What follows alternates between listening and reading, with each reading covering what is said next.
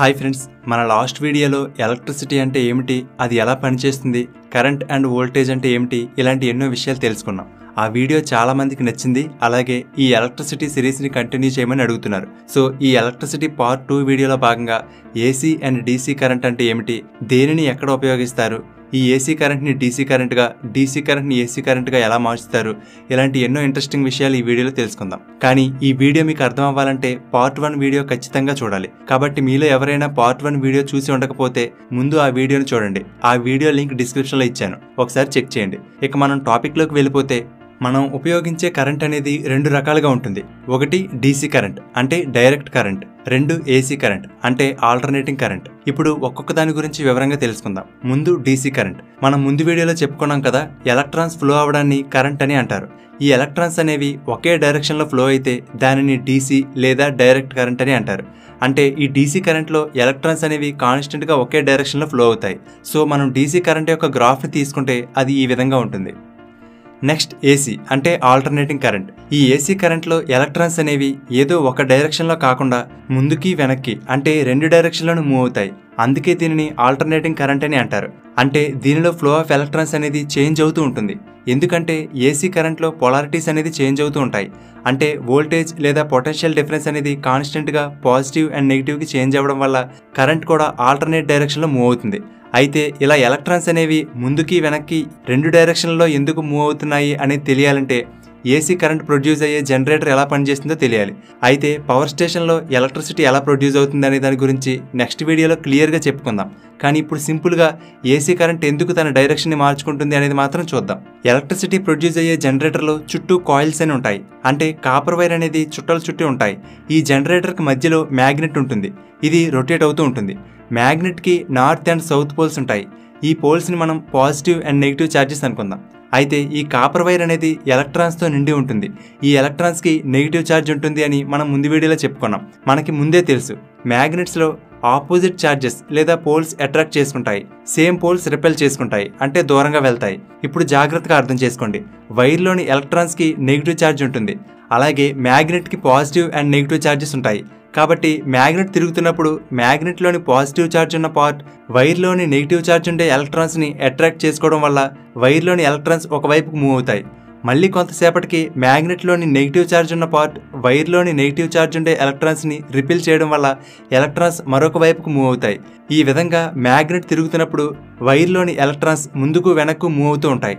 దీనికి సంబంధించిన AC current యొక్క గ్రాఫ్ని తీసుకుంటే అది ఈ విధంగా ఒక సైన్ వేవ్లా ఉంటుంది. ఈ ఏసీ కరెంట్లో వోల్టేజ్ అనేది కాన్స్టెంట్గా ఉండదు. 0 నుండి పాజిటివ్కి వెళ్తుంది, మళ్ళీ 0కి వస్తుంది, అక్కడ నుండి నెగిటివ్కి, మళ్ళీ అక్కడ నుండి 0కి, ఇలా కంటిన్యూ అవుతుంది. ఇలా ఆల్టర్నేటింగ్ కరెంట్ లేదా వోల్టేజ్లో ఒక వేవ్ కంప్లీట్ అయితే దానిని ఒక సైకిల్ అని అంటారు.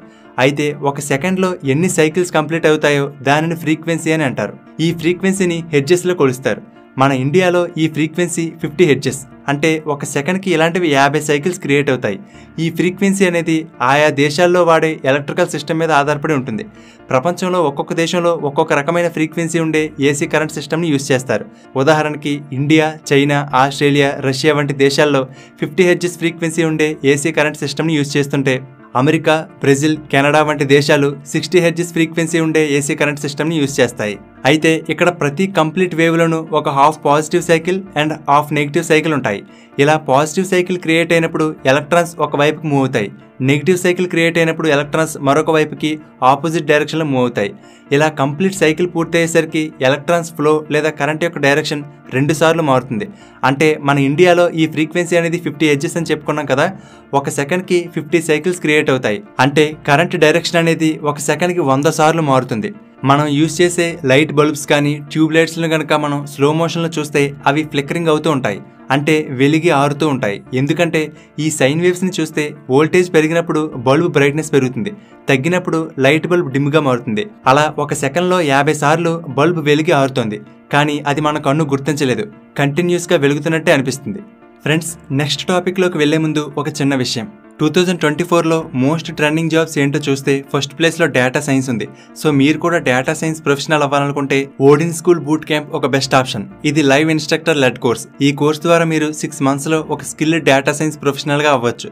దీనిలో project based learning, personalised mentorship, live weekend classes, record lectures ఉంటాయి. వీళ్ళకి గూగుల్, ఇన్ఫోసిస్, IBM వంటి 500+ హైరింగ్ పార్ట్నర్స్ ఉన్నారు. ఈ కోర్స్ ప్రైస్ 75,000+ GST ఉంటుంది. అంతేకాదు మీరు ఒకేసారి ఫీ మొత్తం పే చేయవలసిన అవసరం లేదు. 5,000+ GST పే చేసి సీట్ రిజర్వ్ చేసుకోవచ్చు. మిగిలిన అమౌంట్ 3 to 12 monthsలో నో కాస్ట్ EMI ద్వారా పే చేసుకోవచ్చు.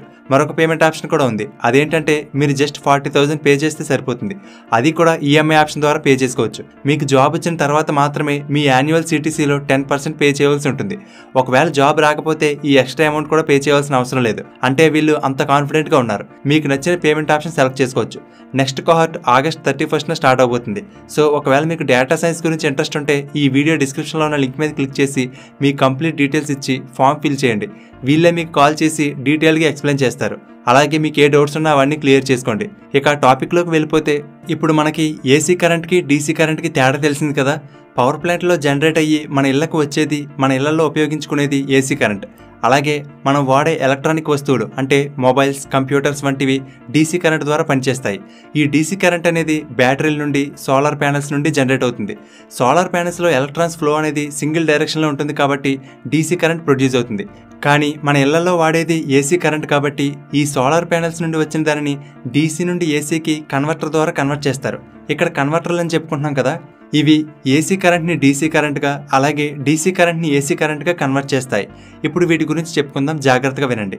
AC కరెంట్ని DC కరెంట్గా మార్చే డివైస్ని రెక్టిఫైర్ అని అంటారు. అలాగే DC కరెంట్ని AC కరెంట్గా మార్చే డివైస్ని ఇన్వర్టర్ అని అంటారు. మనం ఏదైనా ల్యాప్టాప్ లేదా మొబైల్ ఛార్జర్ని తీసుకుని దాని మీద ఉన్న లేబుల్ని జాగ్రత్తగా గమనిస్తే ఇన్పుట్ అనేది 100 to 240 volts ఉండాలి, కరెంట్ అనేది 1.7 amperes ఉండాలని ఉంది. మనం ముందు వీడియోలో చెప్పుకున్నాం వోల్టేజ్ని వోల్ట్స్లోను, కరెంట్ని యాంపియర్స్లోను కొలుస్తారని. అయితే కరెంట్కి ముందు చూస్తే సైన్ వేవ్ ఉంది, అంటే ఆల్టర్నేటింగ్ కరెంట్ అని. నెక్స్ట్ అవుట్పుట్ చూస్తే 19.5 volts, అలాగే కరెంట్ 3.33 amperes ఉంది. దీనికి ముందు డైరెక్ట్ అలాగే డాటెడ్ లైన్ సింబల్ ఉంది. ఇది DC కరెంట్ని సూచిస్తుంది. అంటే ఈ ఛార్జర్లోకి ఇన్పుట్ అనేది ఆల్టర్నేటింగ్ కరెంట్ వస్తుంటే అవుట్పుట్ మాత్రం డైరెక్ట్ కరెంట్ వస్తుంది. ఈ ఛార్జర్లన్నీ కూడా ACని DCగా మారుస్తున్నాయి. అంటే దీనిలో రెక్టిఫైర్ ఉంటుంది. మొబైల్స్, ల్యాప్టాప్స్, రిమోట్స్, ఇలా సర్క్యూట్ బోర్డ్స్ ఉండే అప్లయన్సెస్ అన్నిటిలోనూ ఈ DC కరెంట్నే వాడతారు. ఎందుకంటే DC కరెంట్ని ఈజీగా కంట్రోల్ చేయవచ్చు. అలాగే ఈ సర్క్యూట్ బోర్డ్స్ని సాధ్యమైనంత చిన్నగా తయారు చేయవచ్చు. అలాగే సర్క్యూట్ బోర్డ్స్లో ట్రాన్సిస్టర్స్, ఇండక్టర్స్, డయోడ్స్, రెసిస్టర్స్ వంటి చిన్న చిన్న కాంపోనెంట్స్ ఉంటాయి. ఇవి DC కరెంట్ ద్వారానే పనిచేస్తాయి. వీటికి ఆల్టర్నేటింగ్ కరెంట్ ఇస్తే ఇవి డ్యామేజ్ అవుతాయి. అంతేకాదు DC కరెంట్ని ఈజీగా స్టోర్ చేయవచ్చు. అందుకే మన ఇళ్లలో వాడే ఇన్వర్టర్ని తీసుకుంటే అది మెయిన్ సప్లై నుండి వచ్చే AC కరెంట్ని రెక్టిఫైర్ ద్వారా DC కరెంట్గా మార్చి బ్యాటరీలో స్టోర్ చేస్తుంది.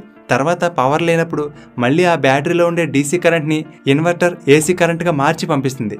అయితే మరి AC కరెంట్ వల్ల ఉపయోగాలు ఏంటి, దానిని ఎందుకు యూజ్ చేస్తారంటే AC కరెంట్ని ఈజీగా ప్రొడ్యూస్ చేయవచ్చు. అలాగే ఈజీగా తక్కువ లాసెస్తో ట్రాన్స్మిషన్ చేయవచ్చు. అంటే మనం ఉపయోగిస్తున్న ఈ పవర్ అనేది ఎక్కడో కొన్ని 100 కిలోమీటర్ల దూరంలో ఉండే పవర్ ప్లాంట్లో ప్రొడ్యూస్ అవుతుంది. అక్కడ నుండి ట్రాన్స్మిషన్ లైన్స్ ద్వారా మన ఇళ్ల వరకు వస్తుంది. అయితే ఈ పవర్ని ట్రాన్స్మిట్ చేసే వైర్లలో కూడా కొంత రెసిస్టెన్స్ ఉంటుంది. ఎలక్ట్రిక్ కరెంట్ ఫ్లోని అపోజ్ చేసేదానిని రెసిస్టెన్స్ అంటారని మనం ముందు వీడియోలో చెప్పుకున్నాం. అయితే కరెంట్ ప్రవహించే ఆ వైర్ యొక్క లెంత్ పెరిగే కొద్దీ ఆ వైర్ యొక్క రెసిస్టెన్స్ అనేది పెరుగుతుంది. కానీ ఈ ట్రాన్స్మిషన్ వైర్లు కొన్ని 100 కిలోమీటర్ల పొడవు ఉంటాయి. సో రెసిస్టెన్స్ చాలా ఎక్కువగా ఉంటుంది. ఎప్పుడైతే కరెంట్ అనేది రెసిస్టెన్స్ ద్వారా ప్రయాణిస్తుందో అప్పుడు హీట్ జనరేట్ అవుతుంది. దీని గురించి కూడా మనం లాస్ట్ వీడియోలో చెప్పుకున్నాం. ఇలా ప్రొడ్యూస్ అయిన హీట్ అంతా కూడా వేస్ట్గా గాలిలో కలిసిపోతుంది. ఈ వేస్ట్ని అంటే ఈ హీట్ లాసెస్ని తగ్గించకపోతే జనరేట్ అయిన దానిలో చాలా పవర్ ఇలా అనవసరంగా ఎవరికి యూజ్ అవ్వకుండా వేస్ట్ అయిపోతుంది. ఈ హీట్ లాసెస్ ఎంత ఉంటుంది అనేది జౌల్స్ ఫస్ట్ లా ద్వారా తెలుసుకోవచ్చు. అయితే ఈ ఫార్ములాస్ అన్నీ కూడా ఎలక్ట్రికల్, EC కోర్సులు చదివే స్టూడెంట్స్కి బాగా అర్థమవచ్చు. కానీ ఈ ఫార్ములాస్ అన్నీ ఇక్కడ ఎక్స్ప్లెయిన్ చేస్తే మిగిలిన వాళ్ళకి అవి అర్థం కాకపోవచ్చు, కన్ఫ్యూజ్ కూడా అవుతారు. సో ఆ ఫార్ములాస్ అన్నీ ఇక్కడ చెప్పడం లేదు. కానీ ఎవరికైనా ఇంట్రెస్ట్ ఉంటే గూగుల్లో సెర్చ్ చేసి తెలుసుకోండి. అయితే సింపుల్గా ఈ ఫార్ములా ద్వారా ఏం తెలుస్తుందంటే ఈ హీట్ లాసెస్ని తగ్గించాలంటే వోల్టేజ్ని పెంచాలి. దీనివల్ల సేమ్ పవర్ డెలివరీ అవుతుంది, అది కూడా తక్కువ హీట్ లాసెస్తో. మరి ఈ వోల్టేజ్ని ఎలా పెంచుతారు? దీనికోసమే ట్రాన్స్ఫార్మర్లు ఉపయోగపడతాయి. మనం బయట చూస్తాం కదా, ఈ ట్రాన్స్ఫార్మర్లు ఏం చేస్తాయంటే వోల్టేజ్ని పెంచడం లేదా తగ్గించడం చేస్తాయి. ఈ ట్రాన్స్ఫార్మర్లు ఎలా పనిచేస్తాయి, వోల్టేజ్ని ఎలా పెంచుతాయి, ఎలా తగ్గిస్తాయి అనే దాని గురించి కంప్లీట్గా మరొక వీడియోలో తెలుసుకుందాం. సో పవర్ ప్లాంట్లో ప్రొడ్యూస్ అయిన పవర్ని స్టెప్ అప్ ట్రాన్స్ఫార్మర్ల ద్వారా వోల్టేజ్ని కొన్ని వందల వేల వోల్ట్స్కి పెంచుతారు. అంత వోల్టేజ్ని పెంచి పవర్ని ట్రాన్స్మిట్ చేస్తే హీట్ లాసెస్ చాలా తగ్గిపోతాయి. పవర్ వేస్టేజ్ అనేది ఉండదు. మళ్ళీ అంతే వోల్టేజ్తో మన ఇంటికి సప్లై చేస్తే ఈజీగా షాక్ కొడుతుంది, చాలా ప్రమాదం కూడా. అందుకే మన ఇళ్ల దగ్గరలో స్టెప్ డౌన్ ట్రాన్స్ఫార్మర్ల ద్వారా మళ్ళీ వోల్టేజ్ని మనం యూజ్ చేసుకునే విధంగా తగ్గించి మన ఇళ్లకు సప్లై చేస్తారు. అయితే ఈ ట్రాన్స్ఫార్మర్లు కేవలం ఏసీ కరెంట్తో మాత్రమే పనిచేస్తాయి. అందుకే ఏసీ కరెంట్ని ప్రొడ్యూస్ చేయడం సింపుల్, అలాగే ఈజీగా తక్కువ లాసెస్తో ట్రాన్స్పోర్ట్ చేయవచ్చు. కానీ డీసీలో అది సాధ్యం కాదు.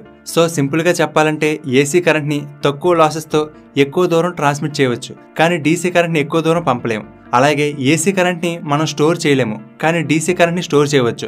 ఈ విధంగా ఏసీ అండ్ డీసీ కరెంట్ని తీసుకుంటే ఒక్కొక్క దాని వల్ల కొన్ని ఉపయోగాలు, కొన్ని నష్టాలు ఉన్నాయి. కానీ మనం వాటిని కావాల్సినట్టుగా వాడుకుంటున్నాం. పెద్ద పెద్ద ఇండస్ట్రీస్లో మొత్తం ఏసీ కరెంట్ని ఎక్కువగా యూజ్ చేస్తారు.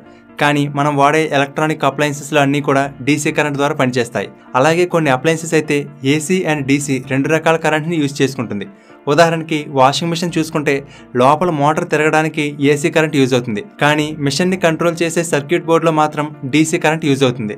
ఈ విధంగా ఈ మోడర్న్ ప్రపంచంలో ఏసీ అండ్ డీసీ రెండు రకాల కరెంట్స్ ఇంపార్టెంటే. సో ఇది ఫ్రెండ్స్, మీకు ఏసీ అండ్ డీసీ కరెంట్ గురించి అవి ఎలా పనిచేస్తాయి అనేది అర్థమైంది అనుకుంటున్నాను. ఒకవేళ మీకు ఇంట్రెస్ట్ ఉంటే ఆల్రెడీ మన ఛానల్లో నికోలా టెస్లా బయోగ్రఫీ వీడియో చూడండి. ప్రతి ఒక్కరూ తప్పకుండా చూడవలసిన వీడియో. ఈ వీడియోలో ఏసీ అండ్ డీసీ కరెంట్ గురించి, నికోలా టెస్లాకి థామస్ ఆల్వా ఎడిసన్కి మధ్య ఎలాంటి వార్ జరిగింది, ఎవరు విన్ అయ్యారు అనేది కంప్లీట్గా ఉంటుంది. ఖచ్చితంగా ఆ వీడియో చూడండి. ఈ వీడియో లింక్ కూడా డిస్క్రిప్షన్లో ఇచ్చాను. ఈ వీడియో కంప్లీట్ అయిన తర్వాత ఆ లింక్ చెక్ చేయండి.